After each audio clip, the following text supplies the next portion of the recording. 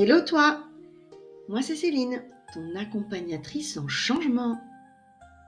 Bienvenue dans ce nouvel épisode du podcast Les Papotages, épisode numéro 2.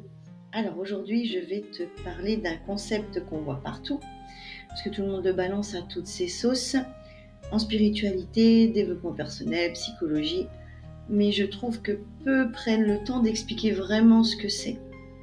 C'est le concept de l'enfant intérieur. Alors non, c'est pas juste une petite fille en tutu rose ou un petit garçon qui court après les papillons dans un champ, pas du tout. L'enfant intérieur, c'est plus profond que ça, parce qu'en fait, c'est une partie de toi, bien vivante. Elle a enregistré tout ce que tu as vécu dans ton enfance, surtout les trucs bien chelous que tu n'as pas digérés. Quand je dis enfance, je vais te parler plutôt de la période jusqu'à tes 7 ans. Là où ton cerveau, il absorbait tout comme une éponge sans filtre, sans comprendre, il a juste mis ça dans tes programmes intérieurs. Alors tu vas me dire, mais moi Céline, j'ai eu une enfance plutôt sympa, des parents aimants, pas de gros traumatisme, j'ai pas vraiment l'impression que mon enfant intérieur ait eu du mal.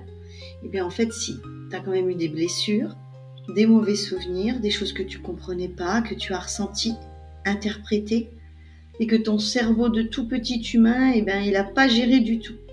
En fait, il a été gardé tout ça bien au chaud, à l'intérieur de toi. Et donc, tu as grandi avec. Et il faut savoir que ton adulte d'aujourd'hui n'est que le reflet de ton enfant intérieur. Allez, je m'explique. Alors, t'imagines bien que dans ton adulte, ça va coincer. Ça va coincer dans tes relations, dans ton rapport à toi-même, dans ta façon de réagir, mais surtout sur le fait de te sentir en insécurité, d'aller dans tes doutes, de fuir ou de vouloir tout contrôler. En fait, tout ça vient de ton enfance et donc de ton enfant intérieur. En fait, l'enfant intérieur, c'est quoi ? Il est important, on dit de le rencontrer, mais en fait, c'est d'aller te connecter à cette partie de toi pour voir qu'est-ce qui le bloque. On ne va pas se transformer en bisounours, hein. Je ne te demande pas d'aller partir en forêt pendant 3 semaines pour faire un recueil sur toi, pas du tout. En fait, c'est simplement de te dire que tu ne comprends pas pourquoi tu as déjà fait plein de soins. Tu as bossé sur toi pendant des années et tu as toujours les mêmes réactions en tant qu'adulte. Oui, parce que tu as bossé sur ton adulte, sur ton conscient. Là, je te parle d'aller bosser sur la partie de toi, et bosser, j'aime pas ce terme, excuse-moi.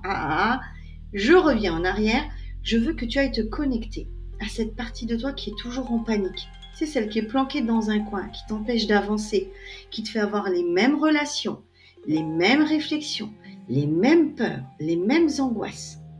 Alors, il faudrait qu'on aille voir un petit peu ça, voir ce qu'il a à te dire, cet enfant intérieur. Déjà, première chose, il va falloir que tu l'aimes.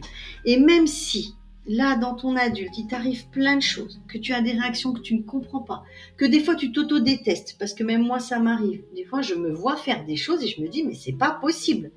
Je suis un boulet, je suis le boulet de moi-même. Non. En fait, c'est d'aller le retrouver, lui parler, l'apaiser et l'ancrer en toi au point zéro. Te servir de ses peurs, de ses doutes, pour te donner de la force dans ton adulte. Je te prépare une méditation spécifique pour faire cela, parce que la méditation, ça vaudra plus que 1000 mots. Et puis même si là, je t'expliquais comment faire, tu ne peux pas lire et te connecter en même temps. Donc, je te prépare la méditation et tu vas pouvoir aller commencer ton auto-soin toute seule, comme une grande.